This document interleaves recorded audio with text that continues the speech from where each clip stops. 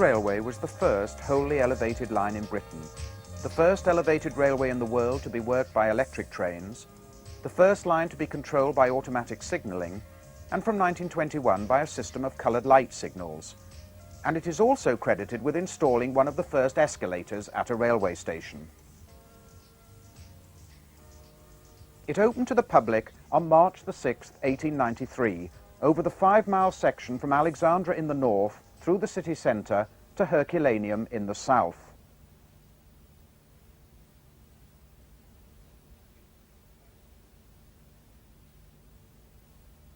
To tap residential traffic, there were 3 extensions. To Dingle on the 21st of December 1896, and in the north to Seaforth Sands on the 30th of April 1894 and Seaforth and Litherland on the 2nd of July 1905. Throughout its life, the 7-mile line was owned and operated by the Liverpool Overhead Railway Company.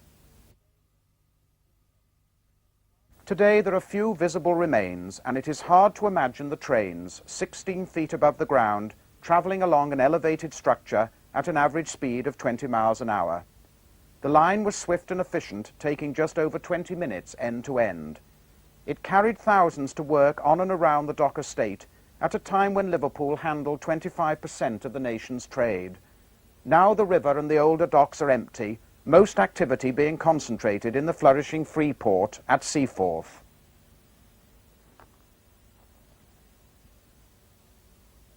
But memories of the railway and its unique rolling stock survive. 46 motor cars and 8 trailers delivered between 1892 and 1895, plus a few trailers added later, including some ex-motor cars. The formation was motor car, trailer, motor car. The line was built to avoid the heavily congested Dock Road. It consisted of 567 spans, mostly in 50-foot lengths, together with bridges and 1 tunnel. Passing through the commercial heart of the city, it crossed the 3 main tramway arteries serving the pier head, and carried beneath it the Mersey Docks and Harbour Board freight line, connecting the north and south dock systems.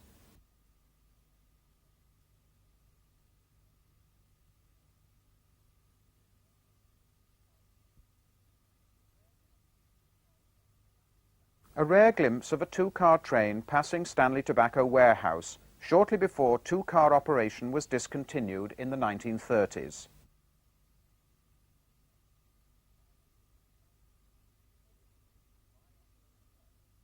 For visitors, a ride on the overhead was packed with excitement, as it offered unrivaled views of the dock estate. These sequences were taken by G.H. Hesketh in 1949, when the docks were still benefiting from the post-war boom in trade.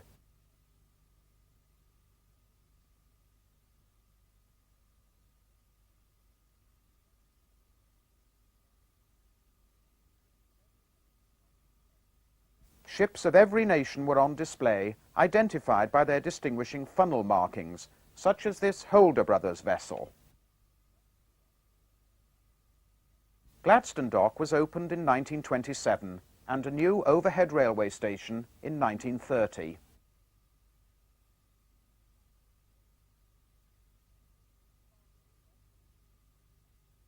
Cargo is offloaded from a United States line vessel.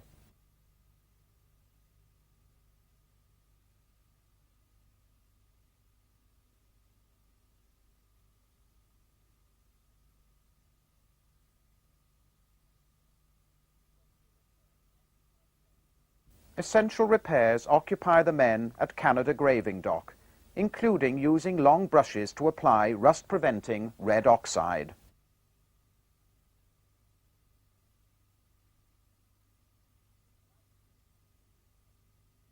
A grab dredger removes sediment.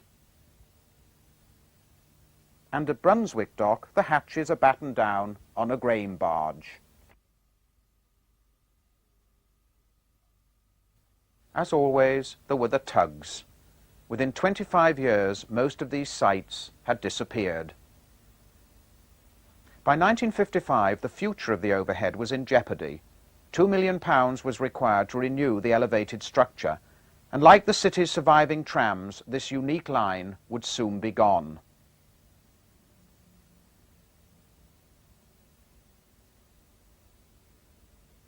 Most of the rolling stock also needed replacing. Car 4 dated from the opening, although it had been widened in 1903. Note the collector shoe. These sequences are by Ron Oldfield.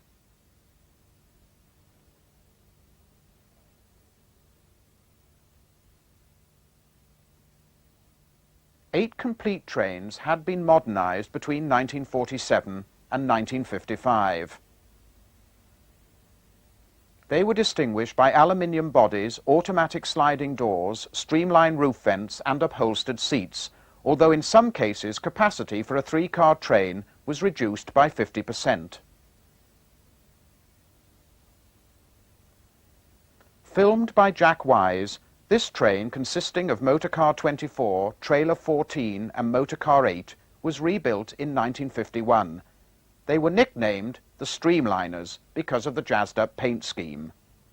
The coloured light signalling installed in 1921 was visible for over half a mile and allowed a train to pass every 100 seconds.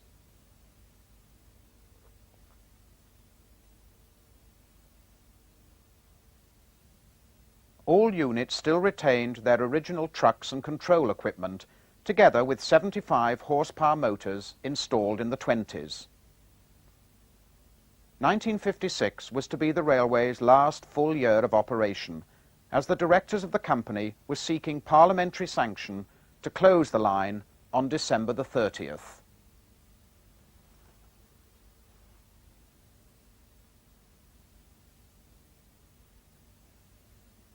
Seaforth Sands handled heavy early morning commuter traffic, but 1956 began badly for the railway when on February the 4th an arsonist set fire to part of the station buildings.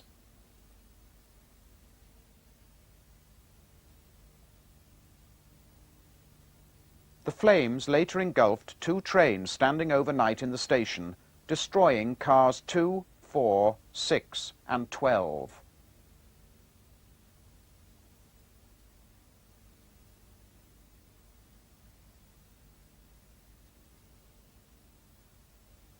Arson was confirmed by the discovery of a tyre and remains of a train seat. The station was patched up and reopened 2 days later.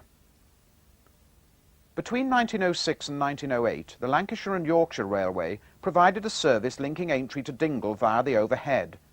From 1908 to 1940, this route was used twice a year on race days, and between 1947 and 1956 on Grand National Day only. This involved working the 500-volt overhead stock in series only over a 3-mile section of 630-volt BR track, as well as reopening a signal box and repositioning the semaphores for one 8-hour shift. The annual ritual attracted cameramen such as John McCann, who filmed the race day specials on their final day, the 24th of March 1956. The collector shoes on the leading car 13 cause spluttering and arcing as the train passes North Mersey Junction box, approaches Aintree on the Liverpool Exchange Ormskirk line,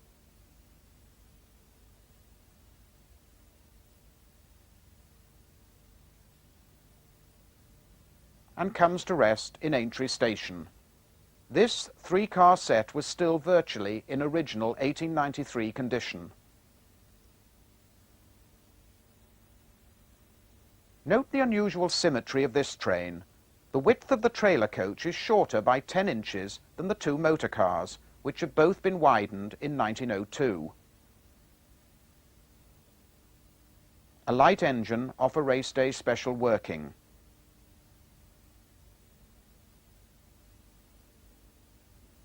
Closed for 5 years, Ford Station was on the former Liverpool Exchange Aintree electric service, abandoned in 1951. Midland Compound 40681 and Jubilee Class Resolution negotiate the west end of Aintree Yard.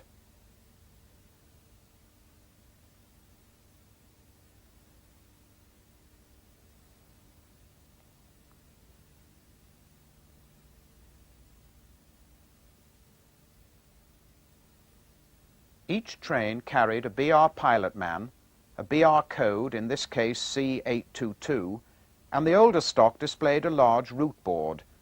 This train of wide cars had an overall seating capacity of 242.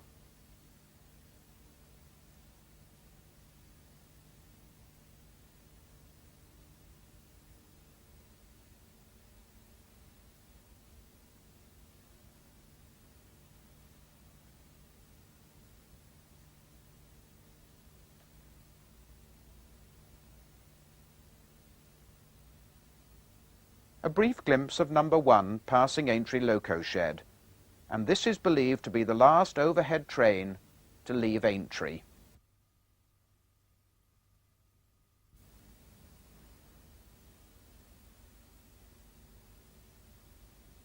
Knowing that the line was likely to close, Geoffrey Ashwell, Peter Matthews, Jim Joyce and Jack Wise all filmed aspects of the railway in the city centre.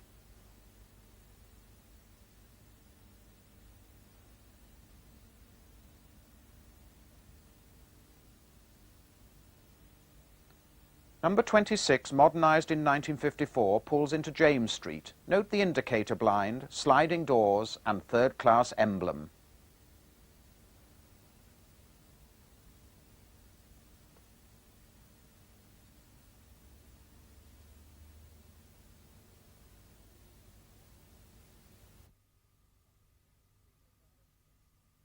From James Street Overhead Station, it was possible to see a few yards away the entrance to James Street Underground Station on the Mersey Railway.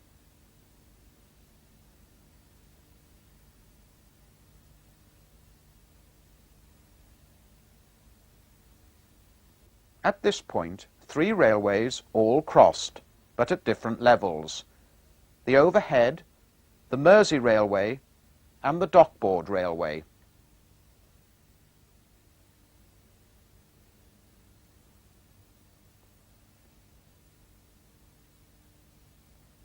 To minimise wheel squeal either side of this bowstring girder bridge at James Street, flange lubricators were used.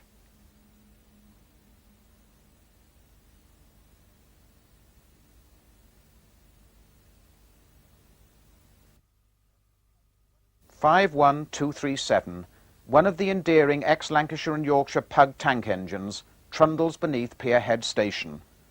The baffles above the chimney were meant to disperse the smoke, but over the years the constant passage of these locos had contributed to corrosion of the overhead structure.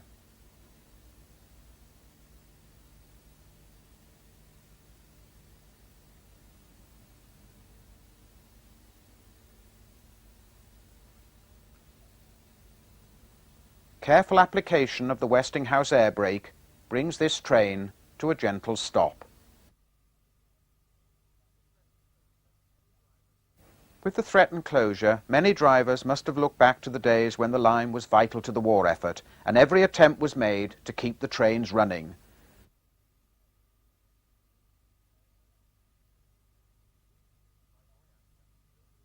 These views by Roy Ashdown show the remains of the Customs House bombed in 1940 and 1941. Customs House Station was renamed Canning in 1945.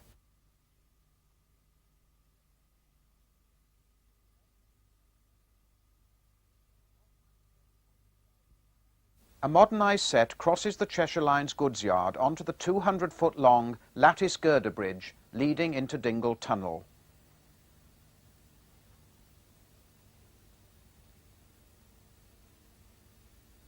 Today, by far the largest concentration of remains survive at the south end of the line, including the 3/4-mile-long tunnel, which also incorporates Dingle Station. The island platforms, signal box, track and passengers have long gone. But the storage siding area is still identifiable.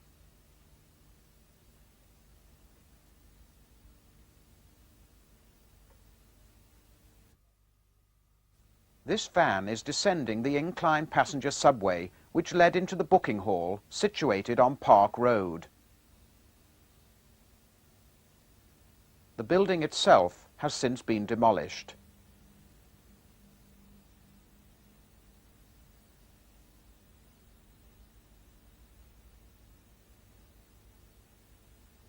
It was here that passengers descended underground to go overhead. The tunnel portal was cleaned as part of the 1984 Garden Festival. Close by, two former stanchions.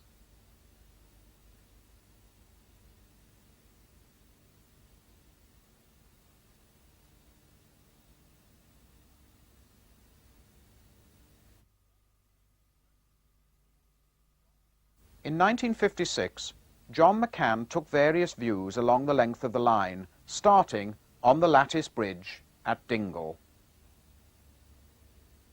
To the right, smoke rises from Brunswick Loco Shed, and there is a glimpse of the footbridge leading to Herculaneum Station.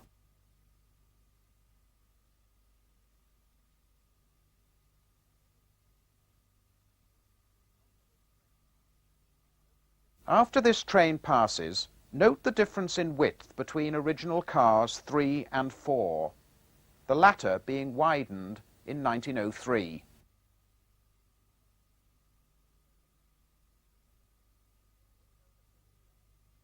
The wheels of the overhead trains in their tunnel were only 2 foot 9 inches above the Cheshire Line's tunnel, directly beneath.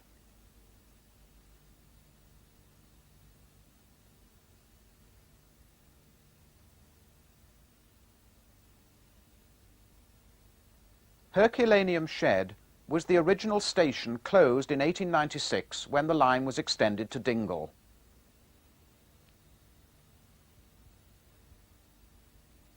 From Herculaneum to the city, warehouses dominated the riverside of the line. Many have since gone.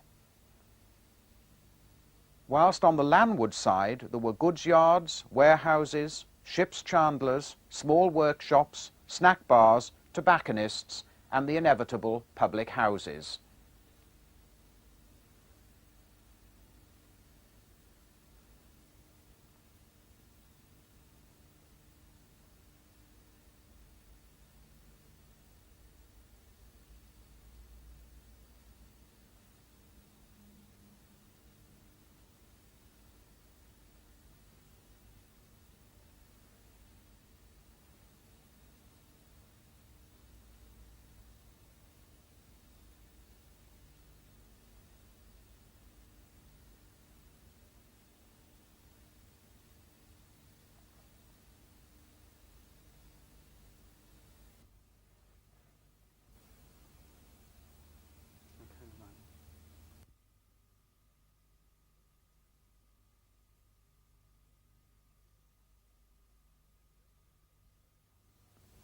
The only location where the line passed under rather than over a bridge was north of Nelson Dock Station, where it descended to street level to pass beneath the Bramley Moor high-level branch opened by the Lancashire and Yorkshire Railway in 1855.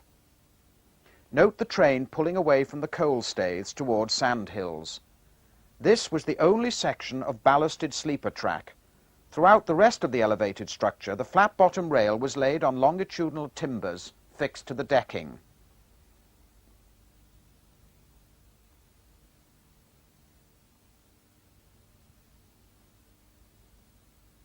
Known to the employees as the switchback, the grades varied from 1 in 40 to 1 in 80.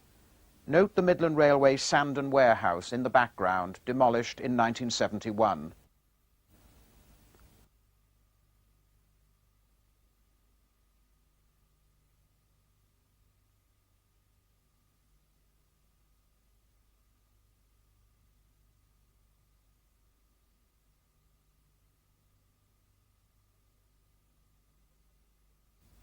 With typical Liverpudlian wit, the regulars pointed out that whilst at Dingle passengers went underground on the overhead, at Gladstone and Huskisson they walked over the overhead. At both stations the riverside platform lay inside the security-conscious dock estate, so all exits and entrances were by footbridges onto the landside platform and the dock road. Note the old-style enamel station sign. These were replaced by imitation London Transport logos at some stations in 1947. And the suffix dock was also omitted.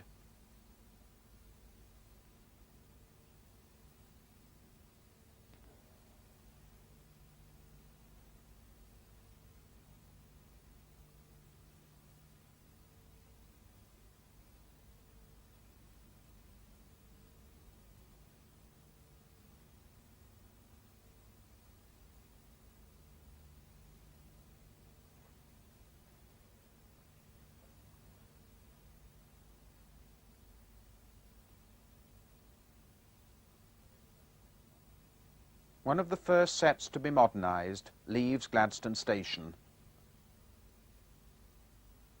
Note the base of the footbridge.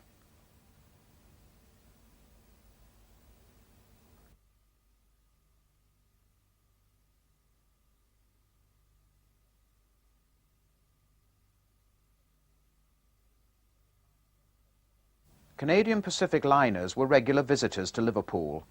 The Empress of Scotland, launched in 1929, left the River Mersey for the last time on the 31st of December 1957.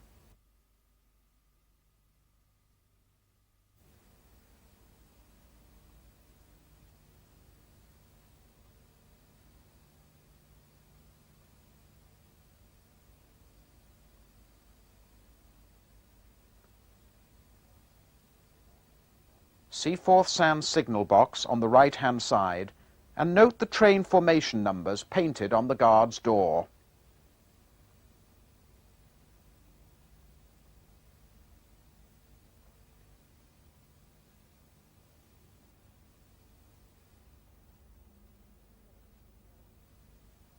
Today, Seaforth and Litherland is one of the intermediate stations on the busy Southport line.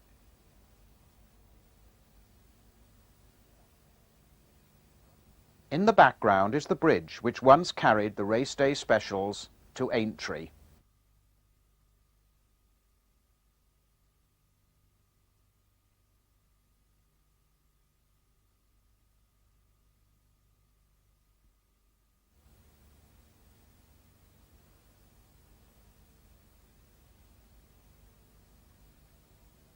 In 1956, an ex-LMS Electric is outbound to Southport, whilst number 4 passes Seaforth South signal box.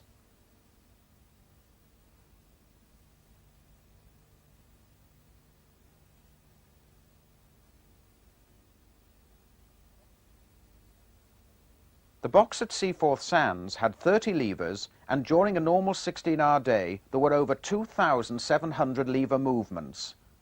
The box controlled through trains, short workings to Seaforth Sands only, and movements to and from the 7-track shed and works.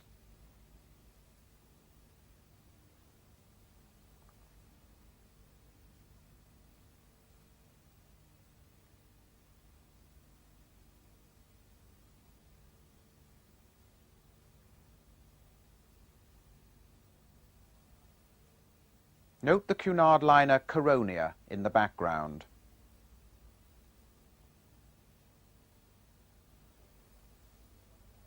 Number 45 was one of a batch of 40-foot-long motor cars delivered in 1895.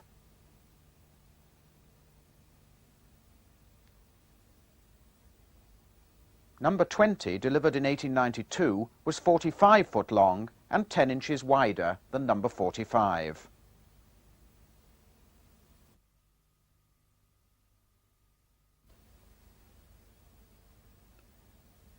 Whitewashing the platform edge at Seaforth Sands involved some nifty footwork.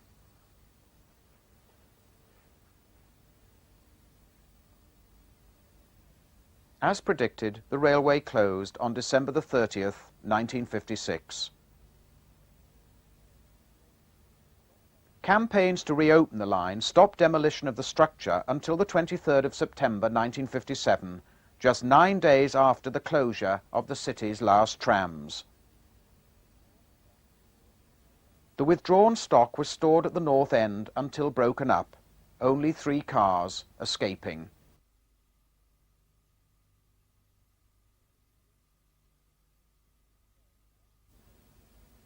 Today, all trace of the railway's existence at Seaforth has been swept away.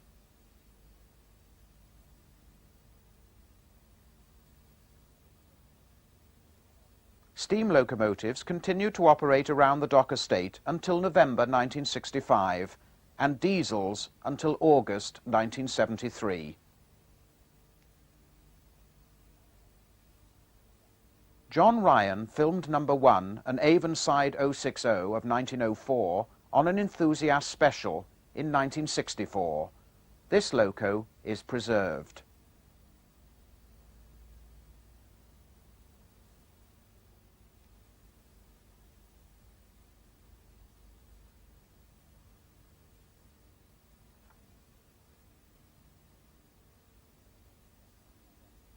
The overhead structure was once directly above these tracks.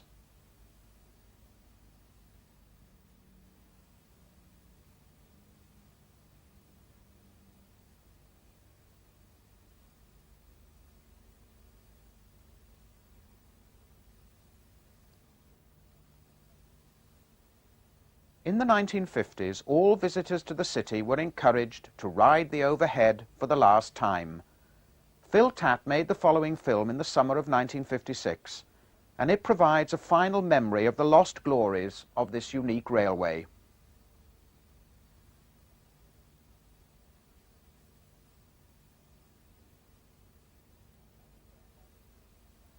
Offset by the majestic grandeur of Gladstone Dock, a train curves into Seaforth Sands, once the terminus for the company's short-lived feeder tram service to Great Crosby, which closed in 1925.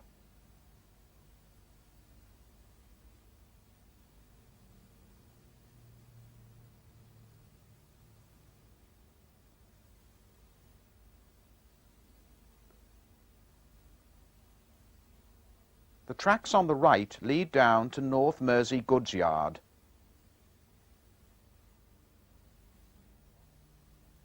And the signal box in the distance on the left controlled the annual race day specials.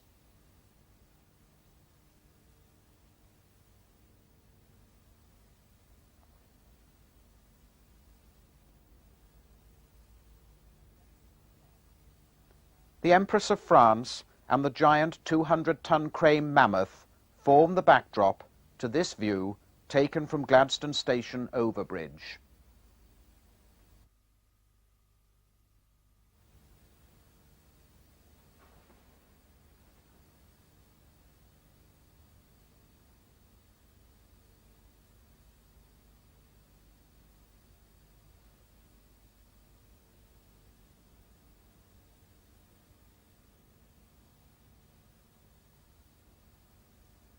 Approximately 1/6 of the elevated structure comprise bends and curves, like this particularly tight one at the north end of Alexandra Station.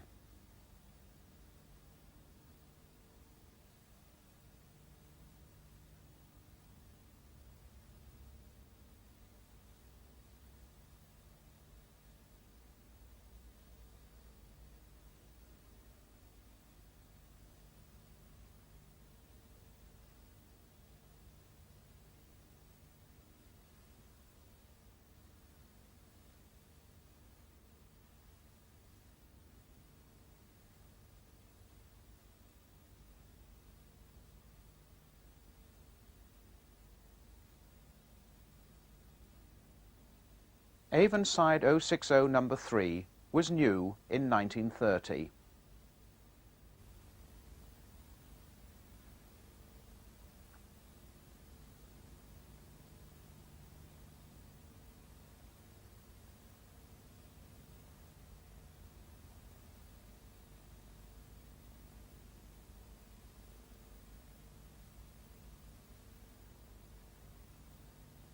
Coal wagons in Bramley-Moore Dock, opened in 1844, are seen in these two views of the switchback.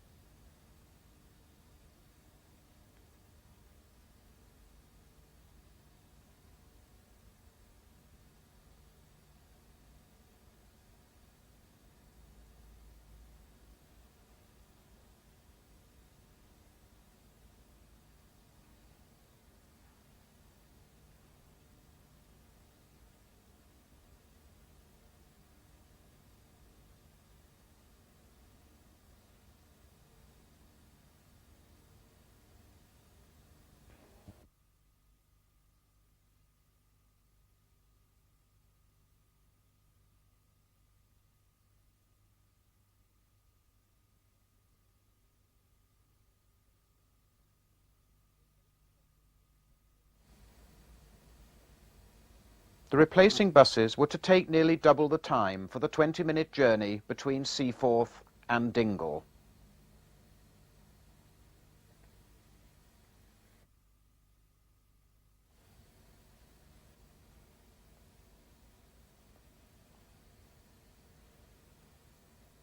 Emerging from Dingle Tunnel, seen from inside the driver's cab.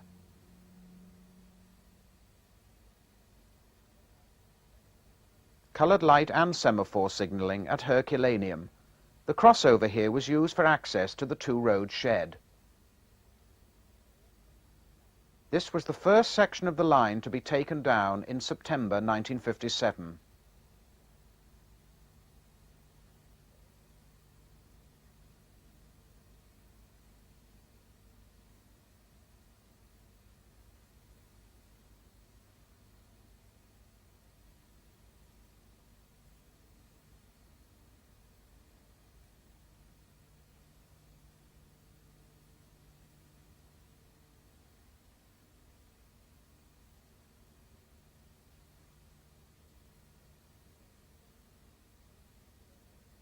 Approaching Pierhead Station with its unusual overall roof. St Nicholas Place Bowstring Bridge is seen from the cab and from street level.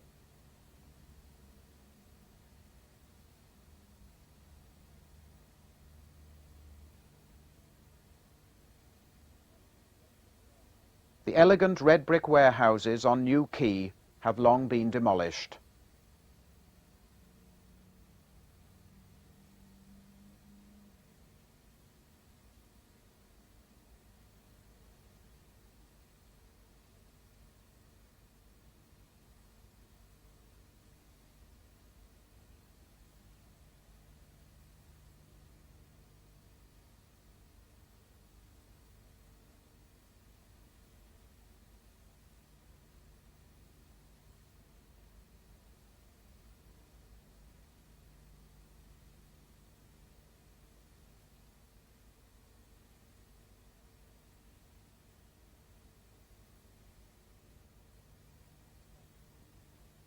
The junction used once a year by the Grand National Specials.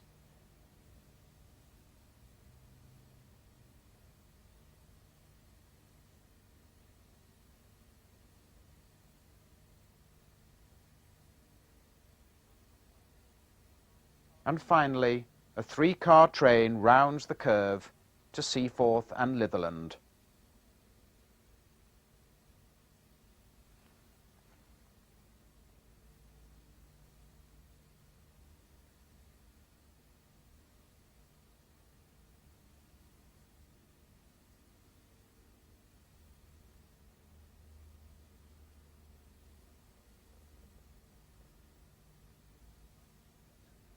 In 1970, number 3 of 1892 was fully restored for static display in the Liverpool Museum.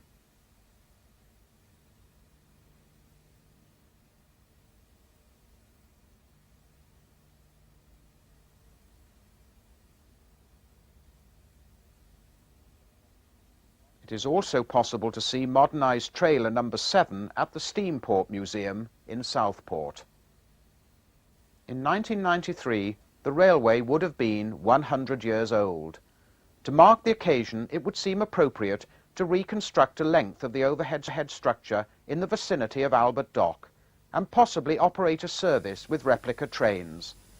This would indeed be a fitting monument to one of the country's most unusual and original railways, the Liverpool Overhead.